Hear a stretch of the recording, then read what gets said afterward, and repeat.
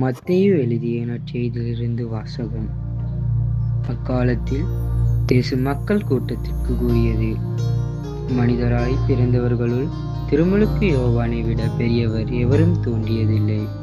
ஆயினும் விண்ணரசில் மிகச் சிறியவரும் அவரினும் பெரியவரே என நான் உறுதியாக உங்களுக்கு சொல்கிறேன். திருமுழுக்கு யோவானின் காலம் முதல் இந்நாள் வரையிலும் விண்ணரசு வன்மையாக தாக்கப்படுகின்றது. தாக்குகின்றவர்கள் அதை கைப்பற்றிக் கொள்கின்றனர். திருச்சட்டமும் எல்லா இறைவாக்கு நூல்களும் யோவான் வரும் வரை இறைவாக்குரைத்தன. உங்களுக்கு விருப்பம் இருந்தால் வரவேண்டிய எலியா இவரே என ஏற்றுக்கொள்வீர்கள். கேட்க செவியுள்ளோர் கேட்கட்டும்.